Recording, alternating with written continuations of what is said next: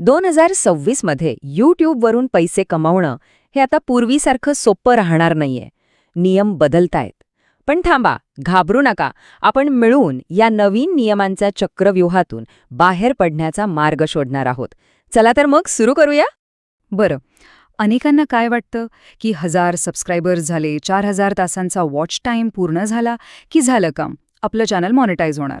पण खरं सांगू का, ही तर फक्त सुरुवात आहे. खरी परीक्षा तर यानंतर सुरू होते. हो, हे निकष पूर्ण करणं म्हणजे तुम्ही फक्त एका मोठ्या चक्रव्यूहाच्या गेटवर पोहोचला आहात. आतलं आव्हान तर खूप मोठं आहे आणि तिथे एक छोटीशी चूकसुद्धा तुमची आजवरची सगळी मेहनत सगळी पाण्यात घालवू शकते. तर विभाग 1, कमाईचं हे नवीन चक्रव्यूह. आता प्रश्न हा आहे की यूट्यूब हे सगळं का करतंय? इतके कडक नियम का बनवतंय? ह्यामागे एक खूप साधं पण महत्त्वाचं कारण आहे. हे बघा, गणित एकदम सोपं आहे. जाहिरातदार यूट्यूबला पैसे का देतात? कारण त्यांना त्यांच्या जाहिराती चांगल्या व्हिडिओवर दाखवायच्या असतात. आता जर त्यांना वाटलं की कंटेंट विश्वासार्ह नाही, तर ते पैसे देणार नाहीत. आणि जाहिराती नाहीत तर कमाई कुठून होणार? सिंपल. आता येऊया विभाग 2 कडे, कमाई बंद करणारे सापळे.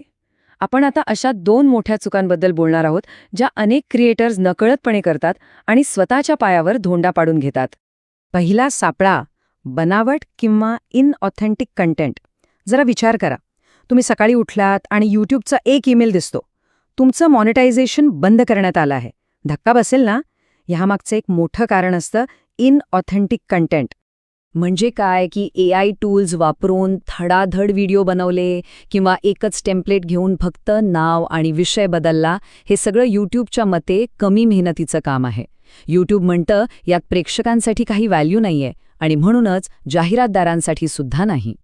आता इथे जरा नीट लक्ष द्या. हा फरक समजून घेणं खूप महत्त्वाचं आहे. बघा, प्रत्येक व्हिडिओमध्ये एकसारखा इंट्रो आणि आउट्रो वापरणं ठीक आहे, पण प्रत्येक व्हिडिओ जवळजवळ सारखा असेल तर ते नाही चालणार. एकाच विषयाला धरून राहणं चांगलं आहे, पण प्रत्येक नवीन व्हिडिओत काहीतरी नवीन व्हॅल्यू, नवीन माहिती दिलीच पाहिजे. फक्त कॉपी पेस्ट करून काही होणार नाही. आता दुसरा मोठा सापळा, रियूज्ड कंटेंट, म्हणजे दुसऱ्यांचा कंटेंट पुन्हा वापरणं. तुम्ही इंस्टाग्राम रील्स किंवा टिकटॉक्सचे व्हिडिओज एकत्र करून एक कंपायलेशन बनवता का? मग थांबा, कारण हा एक असा सापळा आहे ज्यात खूप लोक सहज अडकतात. इथे एक शब्द खूप महत्त्वाचा आहे, ट्रान्सफॉर्मेटिव्ह व्हॅल्यू. सोप्या भाषेत सांगायचं तर तुम्ही दुसऱ्याच्या कंटेंटमध्ये स्वतःचं असं काय नवीन टाकताय? तुमची स्वतःची कॉमेंट्री, तुमचं विश्लेषण किंवा तुमची काहीतरी वेगळी माहिती, असं काही आहे का?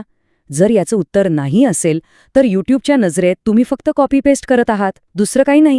आणि या चुकीची शिक्षा खूप मोठी आहे. तुम्हाला पुन्हा अर्ज करण्यासाठी तब्बल 90 दिवस थांबावं लागतं. एवढंच नाही तर नियम पाळण्यासाठी तुम्ही जे व्हिडिओ डिलीट करता त्यांचा सगळा वॉच टाईम निघून जातो. म्हणजे विचार करा, सगळी मेहनत अक्षरशः शून्य. बरं, तर विभाग 3 आहे बनावट एंगेजमेंटच्या धोक्यांबद्दल. कॉन्टेंट तर झाला, पण आता तिसरा महत्त्वाचा मुद्दा येतो की तुमचे सबस्क्रायबर्स आणि व्ह्यूज येतात तरी कुठून? कारण यूट्यूबची ह्यावर करडी नजर असते. जर कोणाला वाटत असेल की आपण कुठून तरी व्ह्यूज किंवा सबस्क्रायबर्स विकत घेऊ आणि कोणाला कळणार पण नाही, तर हा खूप मोठा गैरसमज आहे. यूट्यूबचं अल्गोरिदम आता खूप स्मार्ट झालंय. ते IP ॲड्रेस, लोक व्हिडिओ कसा बघतायत, कुठल्या डिव्हाइसवरून बघतायत, हे सगळं ट्रॅक करतं आणि कोणताही बनावट पॅटर्न लगेच पकडतं. आणि इथे एक छोटीशी चूकसुद्धा एखादा डॉमिनो इफेक्टसारखी काम करते. म्हणजे एक चूक झाली की एकामागोमाग एक गोष्टी कोसळायला लागतात आणि याचा परिणाम फक्त एका व्हिडिओवर होत नाही, तर तुमच्या संपूर्ण यूट्यूब करिअरवर होऊ शकतो. ह्याची सर्वात मोठी किंमत काय असू शकते? तर तुमचं ॲडसेन्स अकाउंटच सस्पेंड होणं. आणि सगळ्यांना माहिती आहे, ॲडसेन्स अकाउंट नसेल तर यूट्यूबवरून कमाई करणं हे जवळजवळ अशक्य आहे. आणि यातली सगळ्यात धोकादायक गोष्ट म्हणजे, बघा, अनेक लोकांचं एकच ॲडसेन्स अकाउंट त्यांच्या सगळ्या चॅनल्सना जोडलेलं असतं. आता जर एका चॅनलमुळे ते अकाउंट सस्पेंड झालं तर बाकीच्या सगळ्या चॅनल्सची कमाईसुद्धा एका झटक्यात थांबते. आणि इतकंच नाही, यूट्यूब तुम्हाला भविष्यात नवीन चॅनल सुरू करण्यावर सुद्धा बंदी घालू शकतं. तर आता विभाग 4, एका सुरक्षित क्रिएटरची रणनीती. आतापर्यंत आपण धोक्यांबद्दल बोललो, पण घाबरून जाऊ नका. या सगळ्यांपासून वाचण्याचा आणि यशस्वी होण्याचा एक सरळ, सोपा मार्ग आहे. चला तोच पाहूया. हा आहे तो सेफ कंटेंट बनवण्याचा 7 सूत्री गोल्डन फॉर्म्युला. यातली प्रत्येक गोष्ट महत्वाची आहे.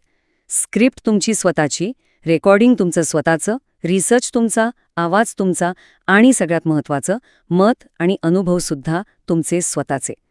जेव्हा कंटेंटमध्ये प्रत्येक गोष्ट तुमची असते तेव्हा तो 100% ओरिजिनल असतो आणि मग त्यावर कोणीही काहीही प्रश्न उभा करू शकत नाही. म्हणून शेवटी स्वतःला एकच प्रश्न विचारा. आपण फक्त काही व्ह्यूजसाठी तात्पुरता कंटेंट बनवत आहोत की एक असा ब्रँड उभा करत आहोत जो येणारी अनेक वर्ष टिकेल? कारण लक्षात ठेवा, 2026 आणि त्यानंतरच्या काळात यूट्यूबवर तेच टिकतील जे लांबचा विचार करतील.